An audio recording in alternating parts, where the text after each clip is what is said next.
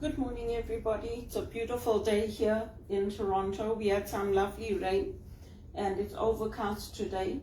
It's nice to have the rain, especially since we've got so many fires burning across Canada. I pray that we don't get lightning, which causes more fire. And I had a good night's sleep.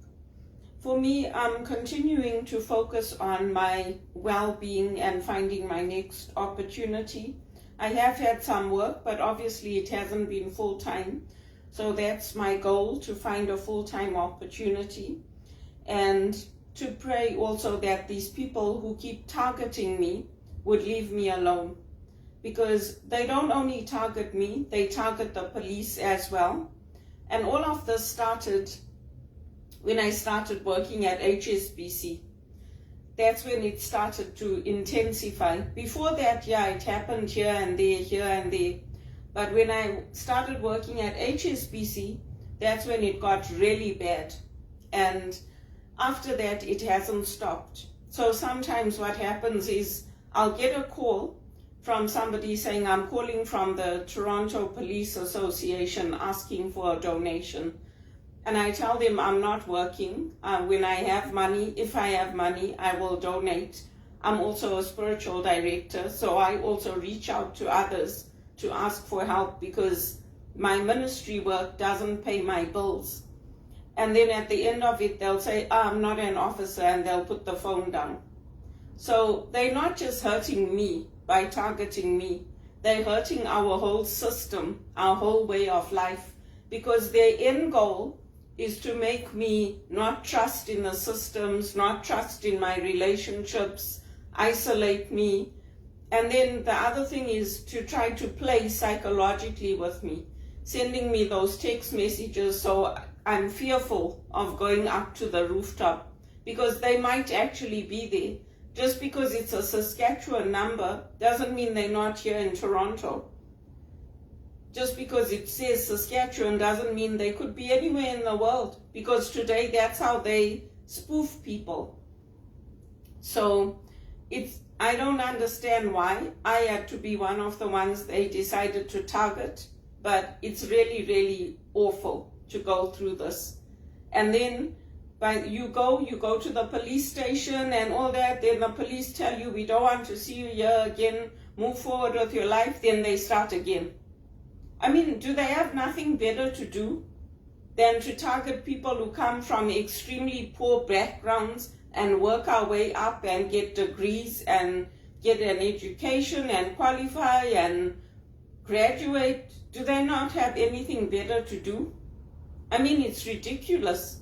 And America is known for being the biggest traffickers in the world of women and children.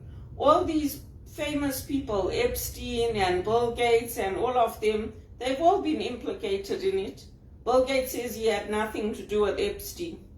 Well, you know what? Maybe, maybe not. Who knows? But I know that my reputation was affected. And I know it's undeserved. You know, like people have their own mental health problems. They have their own way of not understanding. I try to help them, to tell them there's nothing wrong with me reaching out and asking for financial help. And they're like, oh, we're not willing to help you unless you get a psychiatric assessment done. They're complete idiots. They might be graduates, but they're complete idiots because they don't know what they're dealing with. Oh, but I saw it on the website. You can go with a family member and just get an assessment done. Oh, it's not that simple. There's a whole investigation that goes into it. They spent $77 million on my investigation. That's one person. What about all the other cases? And the police that came here when I was falsely reported missing, because some idiot called the police and said, oh, she's missing, we haven't heard from her. No one bothered to get in touch with me. I didn't get any phone calls from a friend or a family member saying, oh, are you okay? We're missing you. Oh, no. They went and reported it to the police. And the police are telling me this is common. We don't know where the call came from. It could be anyone. So, I mean, it's ridiculous. It's ridiculous. That's what I can say. And even what they're doing to those girls in Britain, taking them, putting them in cages, raping them. That's what that movie Caged is about. Caged No More. That's what it's about. It's absolutely ridiculous what they're doing. It's ridiculous. And yeah, there's problems in our systems, there's problems with injustice, but targeting me since I've come to Canada hasn't worked, has it? So why don't you focus on your own damn life instead of keeping on targeting me from the day I landed in this country? From the day I never had any of these problems in England. I wasn't tracked, I wasn't followed, I didn't get any inappropriate messages. I didn't get any of this, not in Zimbabwe, not in South Africa, not in England, only here. Only here in Canada. It's ridiculous. It's ridiculous. And even when I go across the border, the immigration officers call and say, oh, she's here. I have no idea who they're calling. I don't have a clue. I just look at them. I get my passport stamped and do whatever I need to do, and then I move on. And I don't even go to America that often anymore. Not often. I used to go to spend Christmases and Easters with the family there. Now I don't go. And if they don't invite me, I don't go. I had a friend there that was alive there, so I used to go to see her. Because she was alive, now she died of cancer. I don't go. So, I mean, all I can tell you is that it's ridiculous. And it doesn't only happen to women. In North America, it happens to men. They caught a whole slew of people in the fashion industry where they were calling guys, they were targeting men and saying, oh, we're looking for models for the fashion industry. And then when they got there, it was a trafficking ring. So it's ridiculous. That's why I was so upset when I lost my job at Teleperformance, because it was almost like the writing on the wall. Because when I worked for Mohammed Shafi, he never let me go. What he used to do was he used to say, you just go and wait at home. We're going to find you another role because you're so good. And once we get that role, we're just going to call you back to the office. They didn't do that this time. This time they said, we have to lay you off. We're going to look for something and then we'll call you back. I was like, you won't call me back. They're like, yes, we will. So I knew it. Once they laid me off, they said they couldn't find anything. Then they said my fluency wasn't good and then they terminated me.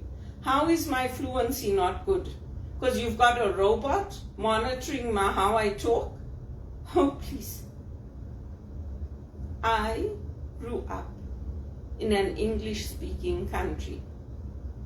I have worked and lived all over the world speaking English.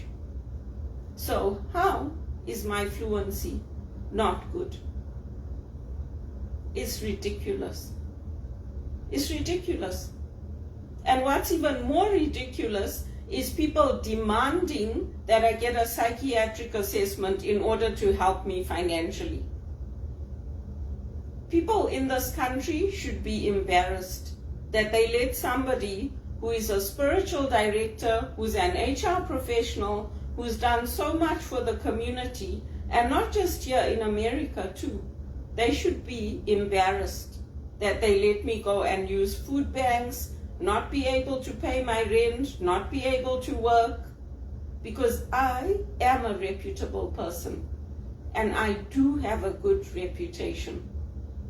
And people are going on, oh, she was close to Bono. No, I wasn't. I was a volunteer just like every other volunteer. You have never ever seen me alone with Bono, ever. So don't make it seem like, oh, she was close to Bono. No, I was not. If I commented on his wall, I did it because I felt that, okay, you know what, I'm volunteering for Bono, so I think this is important. I don't want a middleman in between to go and give a broken telephone message to Bono. It's ridiculous. Who told you that I was close to Bono? Who? And where are you getting your assumptions from that I am close to Bono? I was a volunteer, just like every other volunteer. And sure, I was hurt when he managed me through his staff and sent a message saying he loves me. That's very inappropriate. I am not like my friends. Some of my friends, that's how they got married to their husbands. I am not like that. Somebody wants to tell me they love me, they come and they tell me directly. Especially if it's a man, don't manage me like that. I'm not here to be your puppy and say, wag your tail this way. And many of us who were his volunteers, we don't have that kind of relationship with him. If he tells us do X, we'll say, no, we're doing Y. And if you don't like it, that's tough because your idea is not working, my friend. That's the kind of volunteers that we were. Not this rubbish, oh, she was close to Bono. Since when? Did you ever see Bono taking me out with him? Did you ever see Bono sponsoring me to go and speak for him where there's these big delegations? No. Whatever I did under the rules of what I was allowed to do. So don't tarnish my reputation. You want to tarnish someone's reputation? Pick on your own life. You got nothing to do, tell your friends, send these text messages to me because I like them or I find them funny. Do it to yourself and leave us innocent people, hardworking women, women who are single, who are looking for stability and never had it in this country. Leave me alone. You are not going to break my faith by sending me filthy text messages like that. And as for people that went around killing Senator Robert Kennedy or John F. Kennedy, did you break the Catholic faith? Did you? You didn't. In fact, you made it stronger. So wake up. Wake up.